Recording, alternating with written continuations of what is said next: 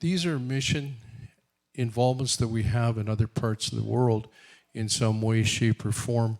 But we also still are committed here in the church to ministering here in North Central and also to the First Nation circumstance that are, especially in northern Saskatchewan.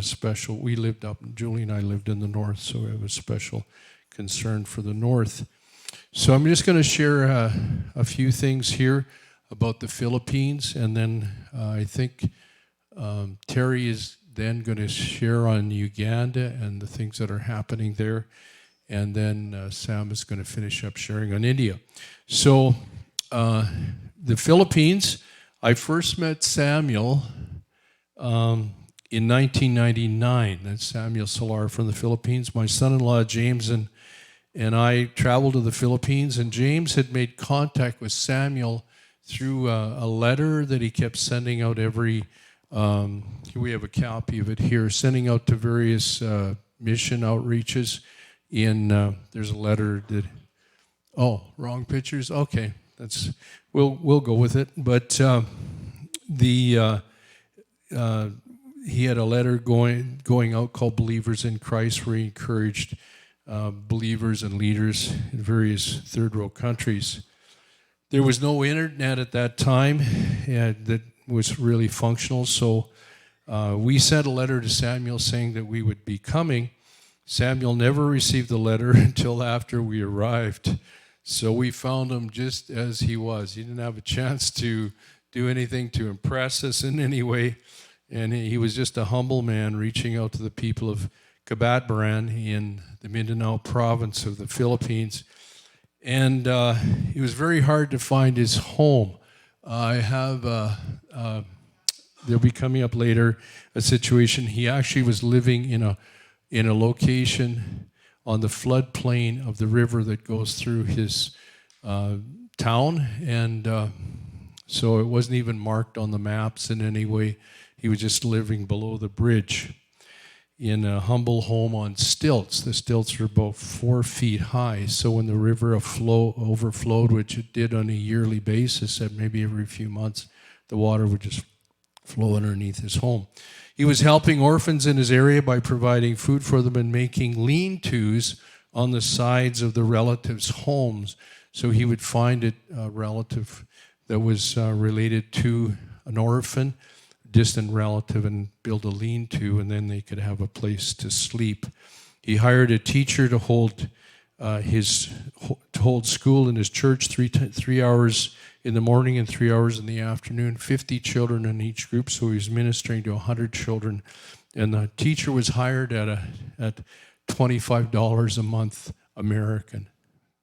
Amazing. Also that's a whole month's salary. Also at this time in our village, there was a drought in his area, and we helped Samuel deliver food to about 50 hungry families. Samuel's family consists of his wife, Eleanor, and 3 children, Joshua, Jephthah, and Zilpah. So Julie's going to continue on. When Glenn got home from the Philippines with James, we encouraged the people of Morning Star to help support Samuel. And at first, we only sent about $50 a month there, but that amount increased over the years. Samuel and his congregation were so thankful for the support that they changed their ministry to Brighton Morning Star Ministries. That's the name of it now. Can I be heard all right? Is it? Okay. A Filipino peso is greatly devalued. At one time, a peso used to equal $1 Canadian way back. Is that about correct? Yeah. Earl? One American dollar. One, okay. But now a peso is about 2.5 cents. That's what it said on the... 1/40. The money received by Samuel from us was more than the tithes and offerings that his congregation could give. For example, in 2012, Morning Star sent approximately $3,500, while in his church they gave 66,000 pesos, which would be 61,650. So we actually, from here, our little bit of offerings made more than his congregation could give. In 2019, we sent about $4,050 a year, And his congregation by that time in 2019 was able to give more than us, 5,000, which is wonderful. That showed growth. And we're really blessed that during 2021, in spite of all this pandemic stuff going on, that more money's coming in from you folks here at Morning Star than ever before. By the end of December, we should have been able to send him about $6,500. So thank you. He's very thankful. And he's always supported orphans and those in need through his ministry, and worked hard to see that many children get an education. And now the children he helps are in schools in his area. And also involved in his church. Many of them are actually leaders in his church. So in Samuel's most recent letter, he explained that we were helping him support 40 project children, he calls them. These are either orphans or children from very, very poor families who can't get an education without help. Education there is not free. We take our education for granted, but actually in many countries of the world, it's not free. So they have to pay for tuition, books, school supplies, uniforms, and examination fees. The children are, right now that we're supporting, are 3 college children who require about $50 a month Canadian each, and 21 high school students, and these involve about around $20 a month each, and then 15 elementary school children, and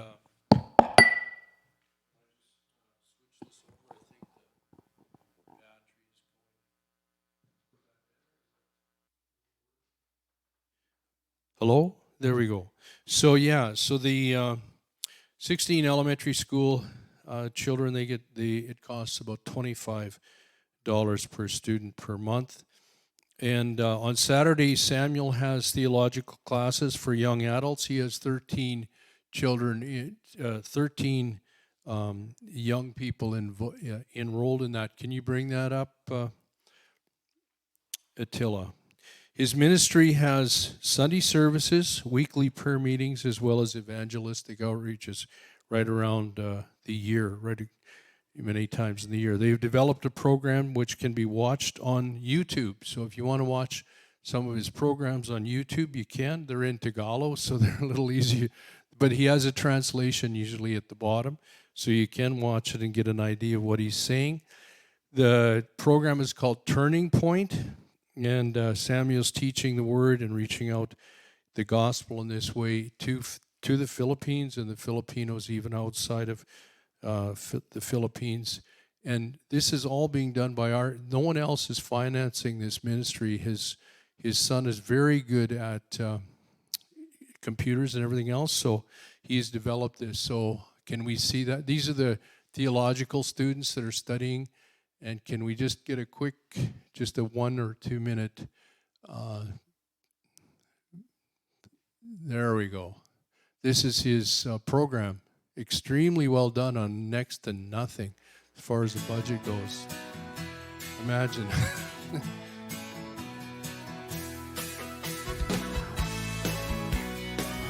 Welcome to Turning Points, the online teaching of Bright and Morning Star Ministries, bringing biblical truth and a message of hope to a confused and hurting world.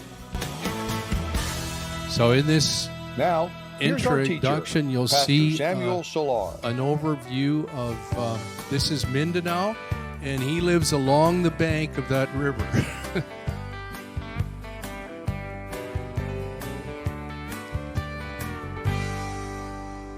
Mayong adlaw mga igsuon, mga higala. Nianasab kita sa atong programa Turning Point. Og nindot kaayo nga sa atong present nga kinabuhi muhatag ta og higayon pagtagad sa paghisgot mahitungod sa mga Okay, pulong we sa can Dios. stop it there, Attila. That's good. So just a sense, if you want to go on YouTube, you can watch some of his preaching and sharing. Samuel's been diligent throughout the years to send us pictures, emails, and financial statements of his ministry. He has a ministry of an apostle and has 5 other churches in Mindanao that he works with. So his ministry has expanded. You want to just share? Okay. Recently, Samuel had a supply. I was going to have Julie share because she's really kept more contact with Samuel than I have. She's done a lot of the legwork behind the scenes, taking care of the money, making sure it's sent, all sorts of things. Samuel recently had a surplus of money come from us, and he wants to construct a concrete fence around the church property as poisonous snakes are getting into the yard and threatening the lives of the children, scaring them, and also potentially injuring them. He also needs to add a little bit extra space to the existing building because the church has grown a lot. Our money also helped a number of years ago for him to buy a jeepney. A jeepney is a really simple, stripped-down little truck, and he's still using that in his ministry. Mindanao, the province in the Philippines, is where he's located in Kabatbaran, but Mindanao has a population of 27 million people, about 3/4 of the population of Canada. 24% is Muslim, 66% is nominally Roman Catholic, and the rest are Pentecostal. 5% are Christian Pentecostals. There's an ongoing conflict between Muslim extremists and the government of Mindanao, and because of that conflict, Mindanao is actually lagging behind the rest of the Philippines in poverty and human and economic development, and Earl can give you more information on that. Samuel is always optimistic, keeps sharing the gospel, saying that his area is very open to the gospel. He's mobilizing a strong team of people there to reach out into his area. And you can give us your email and we'll forward his letters to you. So that's just a little brief picture of Samuel's ministry. Very worthwhile supporting him as he's in a very difficult area. Muslim extremists, while I was there, they killed 4 Christians trying to run against the government is basically controlled by Muslims. And then a year after we left, they killed 54 Christian candidates running in the election, just killed them off, and there was no witnesses. It happened in a crowd, and the Muslim extremists there are very dangerous. Okay, Terry? Yeah.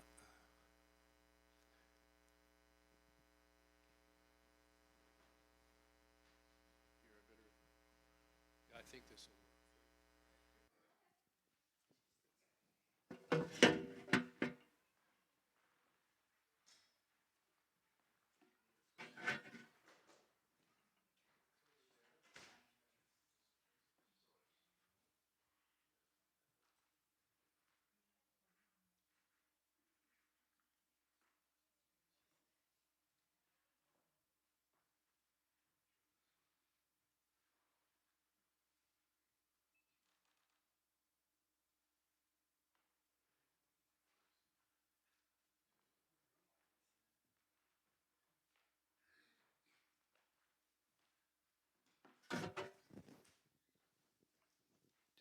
Testing.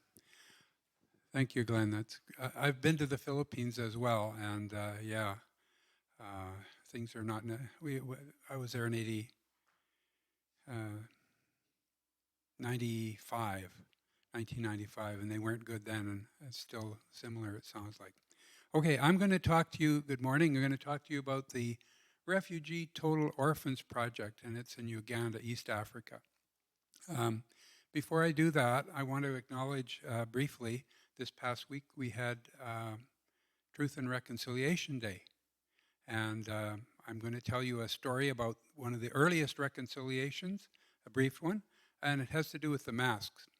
Okay, just south of Regina, many, many years ago, somebody called the Lone Ranger and Tonto, great friends, were out on the prairie.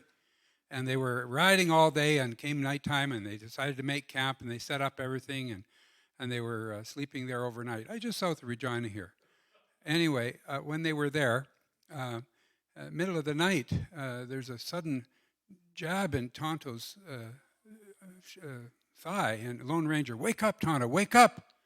And Tono, oh, yeah, Kima-san, what? Wake up, look up. Tono, yeah, okay, what? Look up, what do you see? The moon, the stars? No, what else? Don't you see anything else? Well, I guess maybe the beginning of the universe.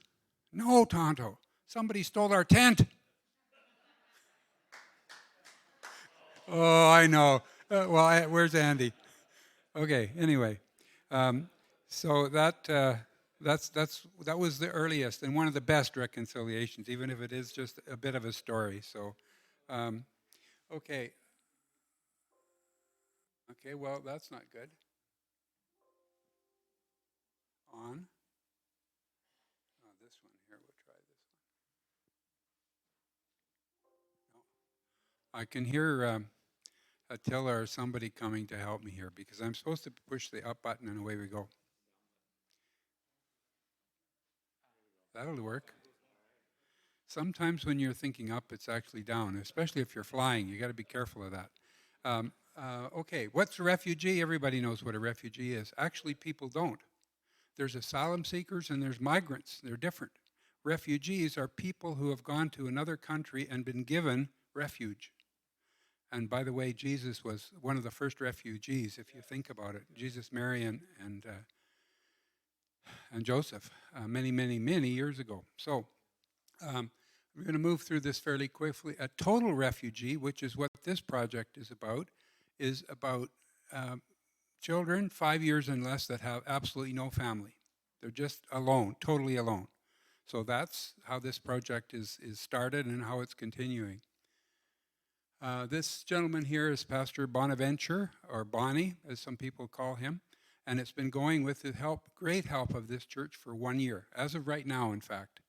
So he is a pastor in a Pentecostal church. There's actually 4 churches that they've started, so they call it ministries, but he's been the leader in getting those churches up and going, and they're part of the project, but they do many other things. Hope for Eternity Ministry, or HEM, is the name of the ministry that oversees most of the projects. And then there's a group in Lethbridge that help us facilitate the payments because we collect money online and that's how it goes over. Okay, I kind of said this. There's a total of 25 children or orphans that we're helping support. This church and the people in the church are supporting. It's important for a lot of reasons, but basically, even compared to the Philippines, the poverty in this country is just it's hard to appreciate. The people that are in refugee settlements, they get international funding, but it's 19 cents a day, and nobody, even in any country in the world, can live on 19 cents a day. So the poverty is there. We talk about a third of Ugandans themselves living on $1.19, but the refugees, it's on 19. Even safe drinking water is really hard to come by in many locations. Okay, another reason why this project was started, of course, 3 biblical reasons. I'm not going to go into it because of time, but if Jesus told us to care in Acts and Exodus, women and children. And by the way, all of these people that we're talking about, 80% of them are women and children. And that's who Jesus, many places in the Bible it tells us that's who we need to take care of. Anyway, 25 orphans, they've all survived since we started.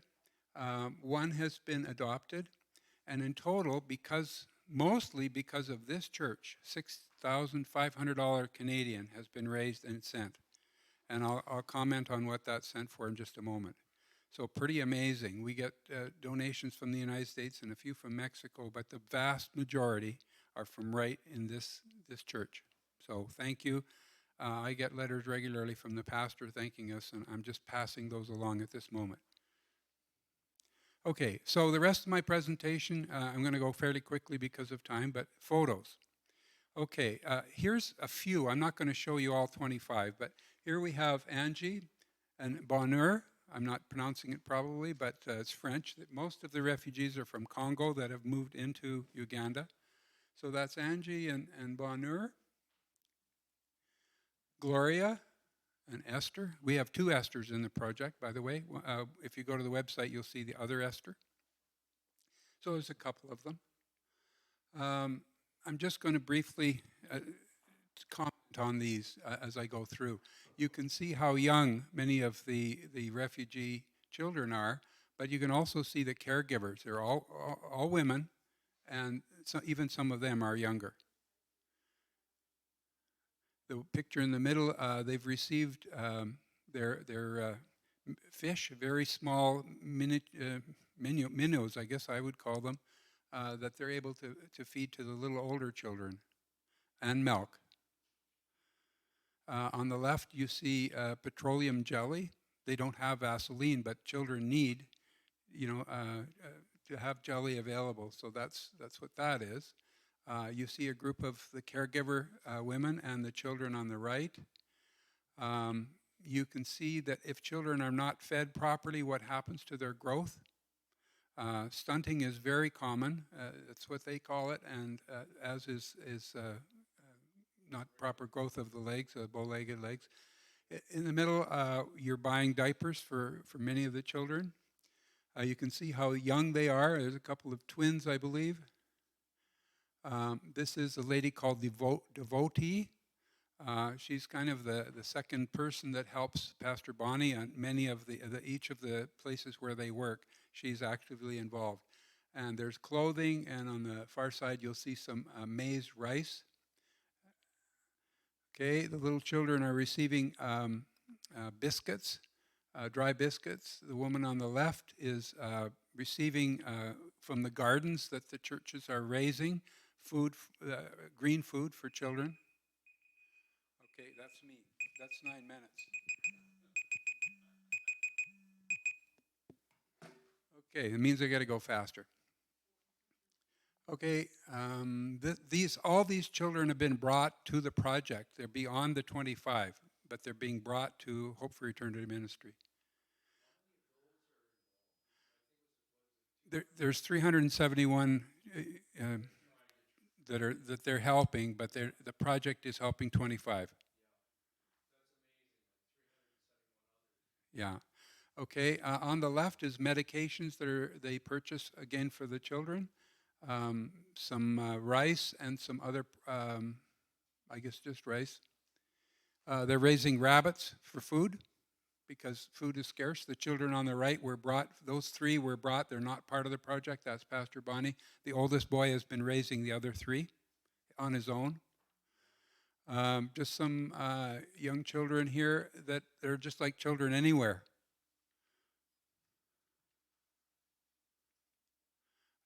Petroleum jelly, shoes for the those that are a little older.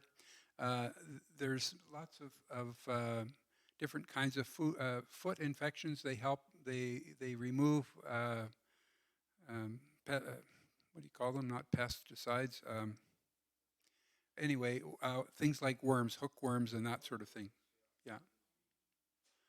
Okay, there's Devotee again. That's their entire kind of organization, if you want, that's spread across all Uganda in 4 different settlements. If you want to learn more, you can go to the website HEM or hopeforeternityafrica.org, and I would suggest if you go to the About Us and go to the website called Latest August, there's a full report. He produced a monthly report of all the statistics and of everything.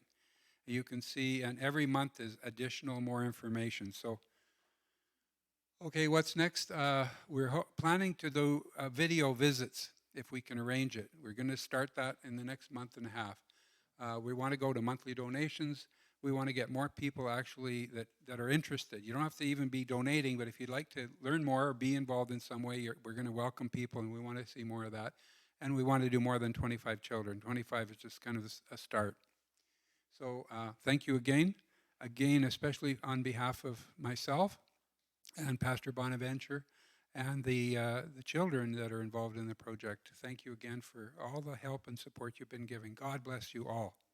Okay, thank you. Okay.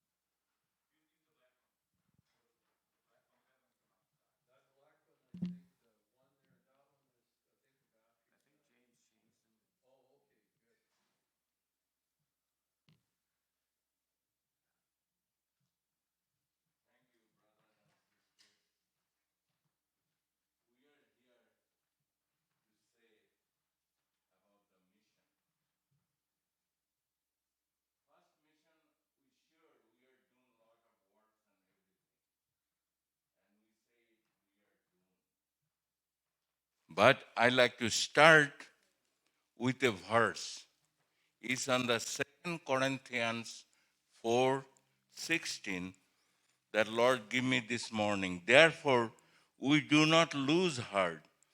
Though outwardly we are wasting away, yet inwardly we are being renewed day by day because of the hope and the faith.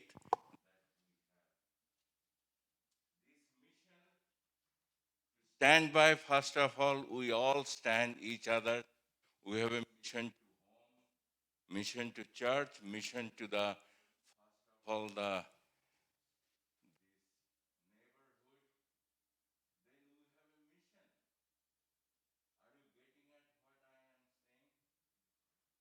we have a mission because the good work that started through our Lord Jesus in each individual, He will bring into completion. Just like this mission you have seen, first two mission, two guys, there is a many other people trying to reach out. We all need help. And that's the main reason we have a church that Lord assemble us.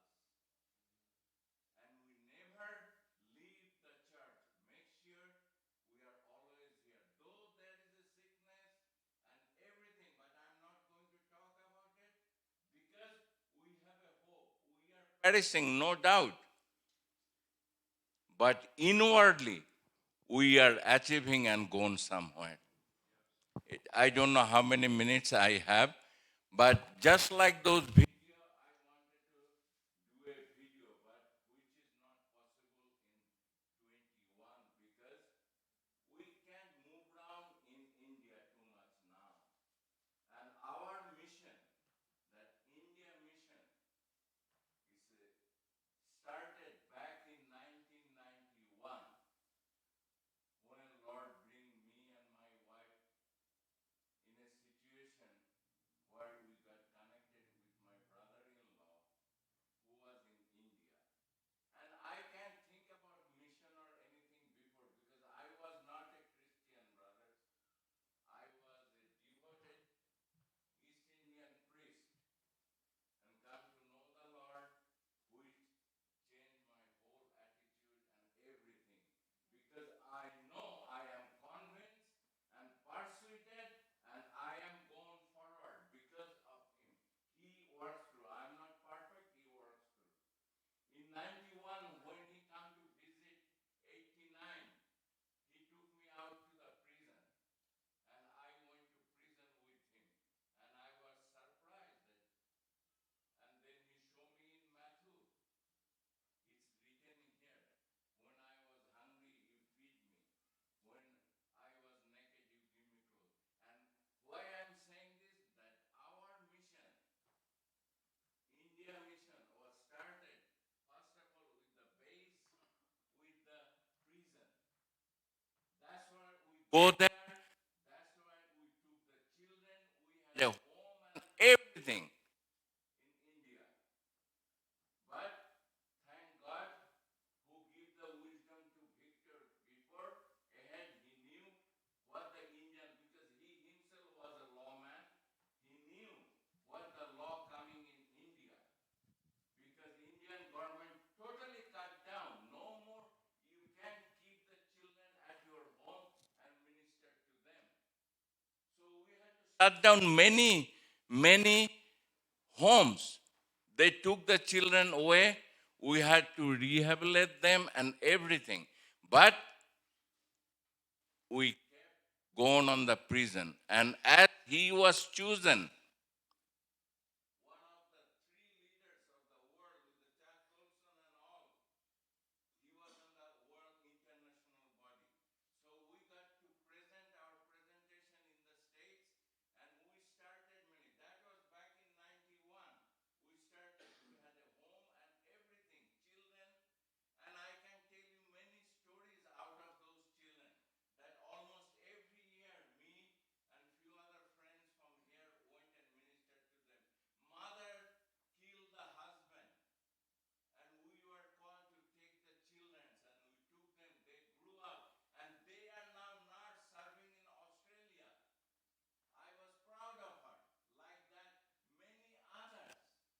We have minister at home and everything. Eventually, that went off because we don't have. So what we did, we started cut down that. I'm telling you, just 21. Because I went there and with my brother-in-law, we walked all the streets of India, almost all the trails, because there is a ministry. And we minister many people, we build the churches, we help the pastors. Besides that, we had a children ministry and all this.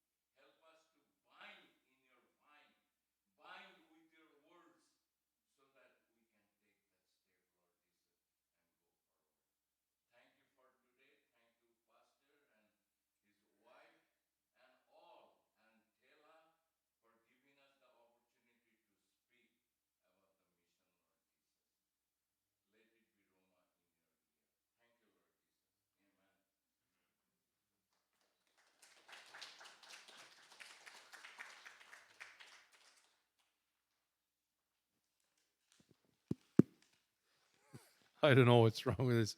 Anyway, let's just stand. We'll close the service. If you want prayer, this is kind of an unusual service. We just tried to focus on the needs that are around the world because